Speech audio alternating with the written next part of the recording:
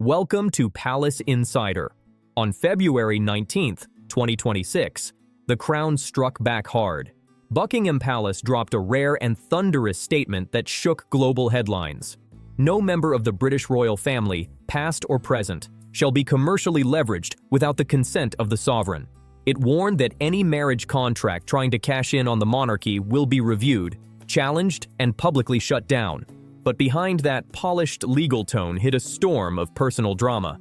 One now confirmed to involve Princess Anne and Lady Louise Windsor. The two reportedly led a secret probe into Prince Harry and Meghan Markle's marriage contract, zeroing in on one shocking part insiders call Page 14, Clause 7. So what's in it? Sources with royal emergency privilege say Clause 7 gives Meghan Markle full control over Harry's life story. From books to interviews, documentaries to dramatizations, Prince Harry supposedly can't speak about his own life without Meghan's written permission. And the wildest part? He signed it, without legal counsel. Earlier this month, Princess Anne reportedly laid out the findings to King Charles and Prince William in a quiet Clarence House meeting. Her delivery? Calm, but devastating. This wasn't a simple marriage deal. It was an architecture of control. She doesn't just own the house, she owns his past and his silence. Lady Louise, now rising fast within the royal court, gave a bold take. She said Meghan's empire was never built on products. It was built on Harry's legacy, his pain, his royalty, his memories. And what made this revelation explode even more was Meghan's own past. Her 2013 divorce from Hollywood producer Trevor Engelson. Back then, Meghan went full force, hiring top lawyers, cutting all financial ties, and walking away spotless. Court insiders called her style precise, unsentimental, surgical. But with Prince Harry, the stakes hit royal levels. And it seems history might be repeating. Palace legal advisors reviewed documents showing Meghan reconnected with Sunshine Sachs, the same powerhouse PR firm famous for handling celebrity breakups. This is the team behind Katie Holmes's silent escape from Tom Cruise and Angelina Jolie's PR victory over Brad Pitt. Sunshine Sachs are masters of what insiders call exit engineering, the art of not just winning the divorce, but owning the public story. Princess Anne summed it up sharply. It's not reputation management, it's premeditated narrative warfare. Then came the most chilling claim. Lady Louise reportedly said there are credible reports that private footage of Harry's most emotional Netflix moments wasn't meant to amplify his voice, but to build a future legal defense. That bombshell has reignited deep scrutiny into the Sussexes' 2021 Netflix deal. The bombshell centered on a clause called couple alignment and public harmony. It reportedly lets any marital breakdown be rewritten through pre-approved stories. Phrases like incompatible values or emotional instability, echoing Harry's old tabloid image. This isn't just controlling the message, said Lady Louise. This is turning his history into a legal asset, a sellable commodity. With Clause 7 now fully exposed, the Crown has shifted from quiet concern to full containment mode. A secret memo from the Royal Legal Advisory Board outlines the serious risks Harry faces if he ever files for divorce, starting with the possible loss of his Monteceto estate if ruled shared property. He could also forfeit his Archewell stake since it's reportedly registered under Meghan's control. Even worse, he'd have no real custody claim over Archie and Lilibet due to his residency status, and would be banned from publishing anything about his royal past. The memo even warns he could lose access to Windsor inheritance ties if Meghan keeps any formal royal connection. And because of Clause 7, Harry might not even be allowed to publicly defend himself or speak in court. While the world saw photo ops, Netflix premieres, and cheerful podcasts, Princess Anne and Lady Louise were working in silence, following the financial breadcrumbs. They tracked Meghan's corporate maneuvers from 2022 onward, uncovering a chain of moves that could spark a constitutional reckoning. Beneath the glitter and media charm, the two royals were quietly connecting the dots between marriage and monetization. What they uncovered behind palace doors wasn't simple financial freedom. It was strategic separation, planned like a quiet legal battlefield. Lady Louise's private audit, submitted to the Privy Council in late January 2026, revealed how Meghan's identity had shifted from Duchess to full-blown sole proprietor. By the end of 2022, Meghan had completely separated her name, earnings, and brand assets from anything tied to Prince Harry. One shocking highlight? American Riviera Orchard, Meghan's luxury lifestyle brand launched in April 2023, was owned entirely by her through a Delaware-registered LLC. Harry's name? Nowhere in the paperwork. Trademark filings across the US, UAE, and Singapore confirmed it. No joint ownership, no royal branding, and zero shared authorship. Then came a lemon, a podcast deal inked in September 2023, naming Meghan as the only creative producer and IP holder. Even Archewell's mid-2023 restructuring quietly locked Harry out. His name was removed from bank access logs, and every content approval was rerouted through Meghan's own legal team. By December 2023, Princess Anne noted grimly that Harry had become a silent figure in a brand built entirely on his own identity, and he didn't even realize it. But the most chilling twist came buried deep in the couple's 2020 Netflix contract, Clause 11C, narrative rights transfer upon dissolution. That small addendum stated that if the marriage ever ended, all their shared narrative material would be reviewed and controlled by the lead content manager. That clause meant one thing: Meghan Markle holds the final word. Prince Harry waives all retrospective editorial rights unless she gives permission in writing. Simply put, if they ever split, Meghan decides what stays and what vanishes. Lady Louise pieced together a timeline so exact it stunned even the Privy Council. January 2022, Meghan formed Sapphire Crescent Holdings, a shell company soon tied to luxury licensing deals overseas. March 2022, Archewell's payroll quietly restructured by Meghan's family attorney, and Harry's name vanishes from HR files. June 2022, Meghan switches to a solo PR agency, and press releases start calling her Miss Markle exclusively. October 2022, trademark filings appear for the TIG relaunch, naming Meghan as the only applicant. February 2023, she spends over $4 million on jewelry and inventory under her Orchard brand, labeled Founder Assets. August 2023, her media team pitches a Vanity Fair feature titled The Post-Royal Renaissance. As Lady Louise told the Privy Council, this wasn't a sudden split, it was an exit plan, executed with precision. Even California's community property laws couldn't stop it. Meghan's lawyers built what they called front-load provisions, clauses that classified every brand, trademark, and copyright as pre-joint revenue, meaning Harry had no claim. All filings and business communications were routed through separate legal addresses, completely detached from the couple's Sussex domains. Princess Anne later called it the business equivalent of a controlled detonation. It wasn't just strategy, it was legal warfare wrapped in elegance. Behind every PR smile and glossy video, a quiet trap was forming. Back in Britain, on January 12, 2026, the palace delivered a sealed legal advisory straight to Prince Harry. The message pulled no punches. Your current marital agreement puts your financial assets, narrative rights, and guardianship claims in serious jeopardy. Immediate legal review is strongly advised before any public separation. That warning now sits at the center of a royal treasury audit, showing just how fragile Harry's situation truly is. He reportedly owns no part of Archewell's content or media assets. He's legally blocked from releasing any new memoirs without Meghan's written approval. Even the Monteceto mansion, funded through joint lending, could be ruled marital property and divided up. As for Archie and Lilibet, his custodial leverage is paper-thin, undermined by his long absences and Meghan's U.S. residency. He'd be left, said Lady Louise, with his title and his trauma, nothing else. What started as a quiet probe into one hidden clause had now revealed something far darker, a full-scale collapse of Harry's personal, legal, and narrative freedom. And according to palace insiders, the storm was only just beginning. By mid-February 2026, one phrase was echoing through every royal corridor, legal boardroom, and media outlet. Page 14, Clause 7. Once dismissed as harmless boilerplate in the couple's 2018 prenup, its real meaning exploded into view only after Lady Louise Windsor cross-referenced it with California's intellectual property laws during her deep audit of Harry and Meghan's amended marriage documents. What she uncovered stunned the palace. Clause 7 granted Meghan Markle full intellectual property rights over every piece of narrative tied to Harry's life. His memoirs, interviews, letters, dramatizations, even children's stories and fictional retellings of his royal past.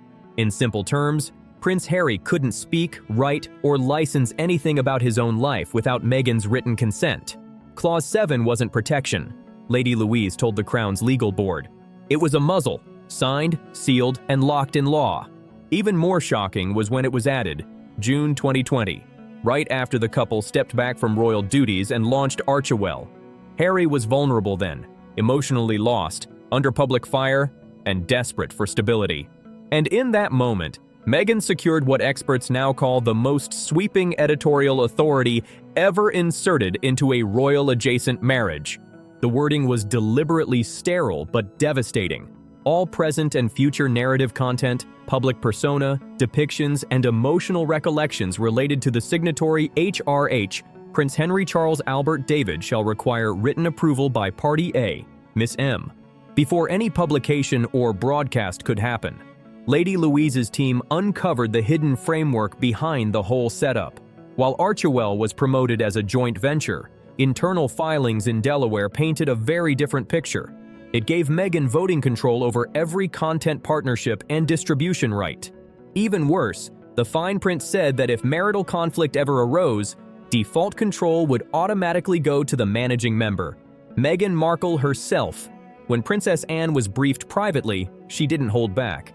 This isn't a marriage, it's a licensing agreement. The fallout was brutal.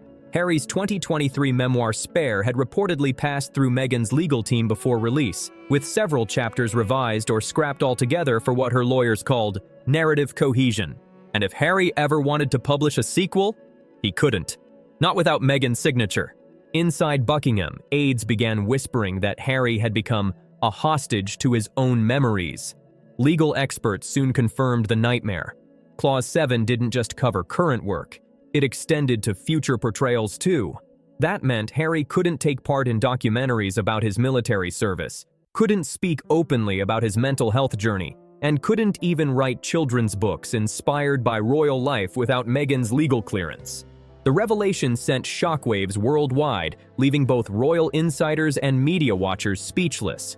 A BBC legal analyst put it bluntly, "It's the most sweeping narrative capture clause ever seen in a celebrity or aristocratic marriage." In essence, Meghan now holds Harry's entire past, and every profitable version of it, in legal escrow. Even Netflix didn't see it coming. Leaked internal emails from Sussex production partners showed total confusion about the restrictions. One frustrated executive reportedly wrote, "He's the story, and yet he can't tell it." Soon after, the Royal Intelligence Office, RIO, unearthed a buried section in the couple's 2020 Netflix contract, Clause 11TN, narrative rights transfer upon dissolution. It confirmed that Meghan alone retained post-split editorial control over all Archewell-produced material. And it didn't stop at filmed content. The clause covered joint interviews, behind-the-scenes recordings, unreleased family footage, and even private documentaries featuring their children. At that point, the palace realized this wasn't just a PR issue, it was a narrative crisis. "We weren't just facing a story threat," Lady Louise told the Sovereign Media Council. "We were witnessing the commercial weaponization of royal history." The response from the Crown was immediate. By February 12th, King Charles ordered all royal projects involving Harry to be frozen. A sweeping embargo was placed on any third-party productions that could spark narrative disputes under Clause 7. Behind the palace gates, sources say Harry was left emotionally shattered, trapped inside a story he no longer controlled. Sources close to Clarence House revealed that Prince Harry had quietly requested a full review of every document he'd signed since 2020, and what he discovered, one royal secretary said, left him completely hollowed out. In that moment, the truth hit hard. Prince Harry no longer owned his voice. As the shock of Clause 7 rippled through royal and legal circles, the walls of Harry's Monteceto mansion began to close in. What once stood as a proud symbol of independence had turned into the epicenter of a financial and emotional meltdown. The first visible crack came on February 13th. Foreclosure notices were officially filed in Santa Barbara County. At the heart of it all sat a staggering $9.4 million bridge loan, issued through a Delaware shell company tied to foreign investors. The terms were ruthless: 14.25% interest, 9-month maturity, and no grace period. By January 31st, the couple had defaulted. Behind the scenes, Meghan reportedly scrambled to renegotiate through a Manhattan boutique lender. But the deal fell apart when auditors reviewed Archewell's financials. They found troubling discrepancies in charitable expense claims, PR and security costs logged as awareness campaigns. Confidence vanished overnight. That same day, Archewell's podcast wing was quietly shut down, and just hours later, a Netflix insider leaked an internal memo confirming the planned follow-up docuseries had been canceled due to reputational risk and underperformance. The empire they built together was unraveling fast, and this time, there was no saving the story. Their once $40 million content pipeline vanished overnight, erased with just 2 cold phrases: brand underperformance and legal volatility exposure. The downfall was no longer rumor. It was real. Harry and Meghan's children were quietly pulled from an elite Brentwood academy and placed in a smaller Montessori school. Meghan's wardrobe turned modest, her public outings rare, and her PR team went silent. Then came the shocking leak. Harry had reached out to Prince Edward, not as a duke, but as a desperate brother seeking clarity, maybe even rescue. Insiders said he was shaken and lost, struggling to find legal ground not already sold out from under him. In one private call, he reportedly asked, "Do my children even count as Windsors anymore?" The question hit like a gut punch across the palace. Meanwhile, Meghan appeared in a softly lit Monteceto video, ivory tones, candles, gentle piano, speaking about truth, resilience, and a woman's silenced voice. But the timing, just hours after the foreclosure news, sparked outrage. Across social media, the hashtag narrative hostage exploded, and even US networks started asking the questions Meghan didn't answer. Was Harry just a background player in his own story? Had his life been turned into a pre-scripted Netflix saga? The palace had stopped guessing. Action had begun. On February 14th, Princess Catherine, silent for years on the Sussex chaos, made her move. She appeared at a children's welfare event in West London, wearing a navy coat and a rose gold brooch shaped like a shield. Observers quickly noticed it was the insignia of the new Windsor Protection Protocol, a measure designed to defend royal minors from media exploitation. When pressed about the unfolding drama, Catherine's response cut deep. Every child deserves a life free from exploitation. The Crown stands ready to protect that right wherever it's challenged. It wasn't just compassion, it was a royal declaration. That night, the official royal family genealogy page quietly changed. The names Archie Harrison and Lilibet Diana disappeared. In their place, a cold line read, "Names formerly listed under Sussex designations, removed by sovereign order, R. Divdesmit Chetri Komats Seshi." No ceremony, no warning, just deletion. The message was unmistakable. The Crown no longer claimed them because their identities had already been sold. Inside Buckingham Palace, King Charles, Princess Anne, and Prince William met behind closed doors. Their verdict was unanimous. Clause 7 wasn't just manipulative, it was unconstitutional. The monarchy agreed it could not, and would not, let it stand. By dawn on February 15, 2026, the Crown had moved from quiet concern to full-scale counteraction. What began as alarm was now an organized strike, not for revenge, but for reclamation.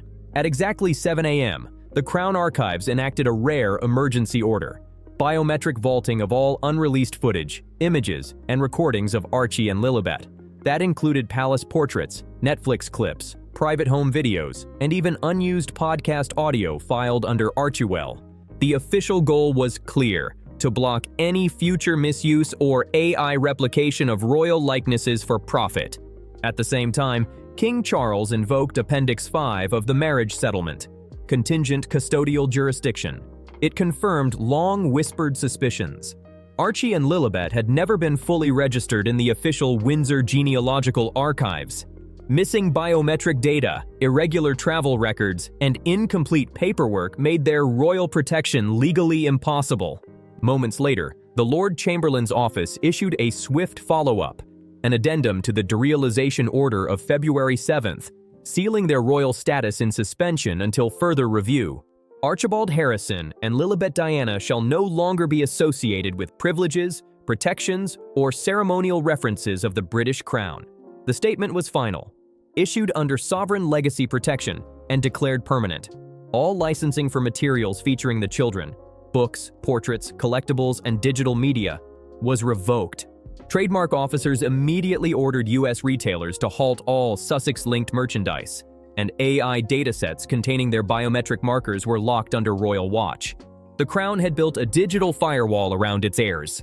In Monteceto, Meghan's home fell silent. Sunshine Sachs offered no comment. Archewell's site froze, and a planned global wellness summit appearance was abruptly cancelled. Scheduling conflicts, her team claimed. Back in London, Princess Anne, Prince William, and Lady Louise met with the Sovereign Legal Board. Their conclusion was sharp. Clause 7 was more than a contract. It was a reputational weapon. The monarchy cannot allow memory to become a subscription service, Anne declared. That night, as Westminster Abbey's bells rang, the Sovereign Record released a new decree. All future royal portrayals, books, shows, or brands must be approved by the Office of Narrative Integrity. Any violation would face formal rejection and legal retaliation if needed. It was the monarchy's final word. Within days, streaming platforms scrambled to comply. Netflix erased the tag "Inspired by Royal Life" from the Harry and Meghan docuseries, while Spotify deleted promos using dramatized clips from Harry's past. Then came the shocker. Royal aides confirmed Prince Harry had moved into a secure Windsor residence, alone and off camera. Inside, sources said he'd requested every contract since 2020 for review, fixated on one haunting question whispered to Lady Louise during a private walk. "If I've lost my story, do I still exist in theirs?" Her reply, "Not if you don't reclaim it." By February 16th, the palace wasn't defending history, it was rewriting it. At dawn, under King Charles's sealed order, the sovereign decree of narrative reclamation was enacted for the first time in modern royal history. The declaration, backed by Princess Anne and Prince William, voided any private or commercial venture using Prince Harry's name, likeness, or story without Crown review. The monarchy rarely makes public rejections, but Clause 7 had crossed a line. That evening, behind closed doors at Clarence House, Charles, Anne, William, and Edward gathered over a single dossier. Clause 7, exploitation risk. The reckoning had officially begun. Inside the dossier lay everything: Meghan's trademark trail, forensic audits of Archewell, proof of Harry's quiet removal from financial control, and Sunshine Sachs's crisis playbook built on victim framing. Princess Anne spoke sharply. "This isn't just a family breach, it's a national one. The Crown's story cannot be rented or rewritten." William added, "She doesn't just control the edit, she controls the silence." That ends tonight. The final trigger came from legal counsel. Meghan's clause granted her editorial power over Harry's past and future portrayals, even his reflections on grief and duty. By 11 p.m., a draft counterclause was issued, asserting sovereign override on any content tied to royal service. By February 17th, new media rules appeared. All Sussex-originated content mentioning royal life now bore the label "unaffiliated with the Crown." The monarchy reclaimed its story, and the world noticed. Headlines read, "The monarchy rewrites the script, neither owns the crown." By February 17th, the Harry and Meghan series was rebranded based on independent materials. Crown tags were deleted, archetypes promos pulled, and Amazon quietly removed the Spares crown, rumored to be Meghan's ghost-written companion piece. A silent blackout followed. No posts, no statements, no defense. Inside Windsor, Lady Louise led a reform team updating Harry daily. "I signed to protect her," he told Princess Anne, "but I never thought I'd need to protect myself." Her reply was cold but clear. "Then take your name back." At 5:30 p.m., the royal family's site posted one new line: "The Crown does not recognize any contract that silences royal lineage. The Windsor legacy shall not be licensed. It shall be lived." The world erupted. Hashtag Clause 7 voided. Hashtag Take Back the Story. Hashtag Windsor Firewall. And now, what do you think of the Crown's final move? Drop your thoughts below. Like, comment, share, and subscribe for more Palace Insider revelations.